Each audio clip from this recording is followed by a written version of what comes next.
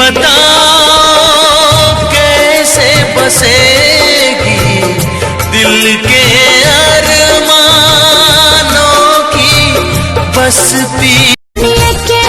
के देखो रुको ऐसे नानी रेखा काहे बाबू बड़ो परेशान रे। ककरी के भतिया नियन मिठी तोरी बतिया रे।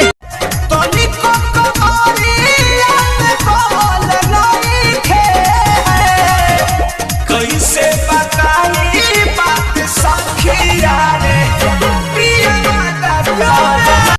तोनी बोलेलू हवा से मधम सरी टपकेला धरतिया कवारी में मन हमरो लपकेला।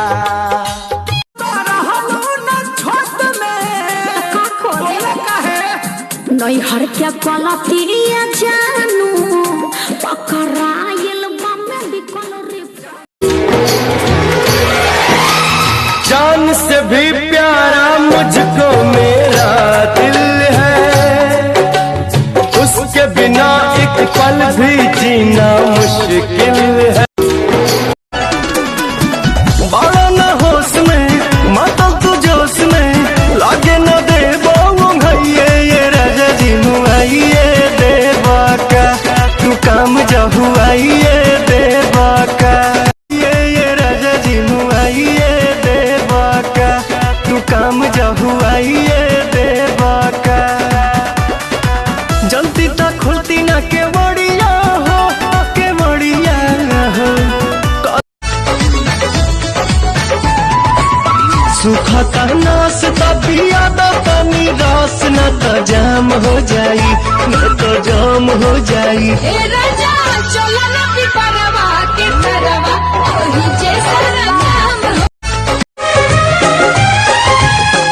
छुप के न देख ऐसे खुल के दीदार कर। अरे फूल सुंघला से काम चली सरनी के सब हाथ पार कइले कैसे कैसे ओइनी बाबू खार धइले। करो सिंखा आ हमारे करामा में ते बनरी लिखइले।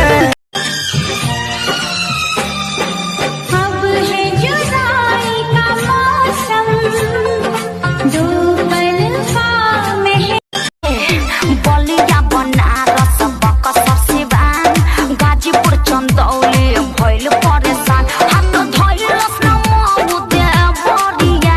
चुम्मा चुम्मा दे दे चुम्मा चुम्मा दे दे राजा सोनावा कैसी कोरिया दिल्ली शहर से लाई है कि तोह से कहली तोहर में हरिया बतिया जन तू भुलाई है।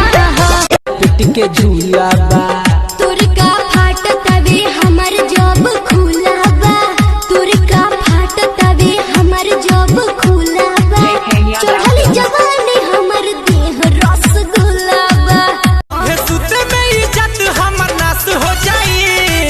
सुन लो ना पहले इस्तेमाल करो राजा जी फिर विश्वास हो जाए। हे सुते में टूटले चपला पेन्ही मिले चली आइले। अरे तोहरे नु कीड़ा काटत रहे तारा ना काटेला हमारे करम में तू बोका वाली खाया है आधी रात बोल काहे मिले को कमर पर काहे न मरला पहिले बड़ा लागत पौआ राम के चढ़ैले बड़ा पहिले तो कहत रहू सुनाए सनम कहिया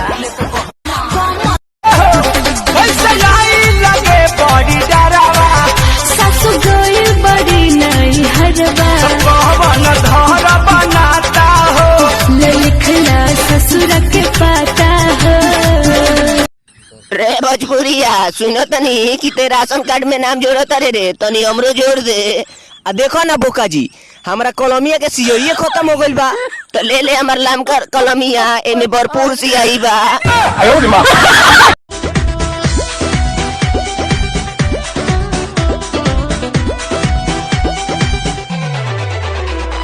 झलकता हमरो जवनिया ए राजा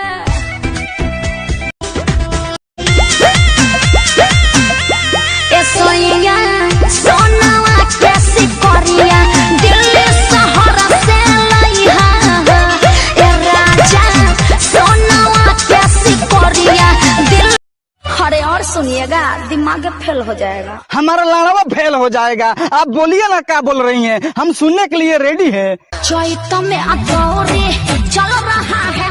इतना बढ़िया बढ़िया माल बिगुपी कहाँ से आवेली हो, इतना बढ़िया बढ़िया माल बिगुपी कहाँ से आवेली। होठ में लाली कान में बाली खूब दिखावे हो, इतना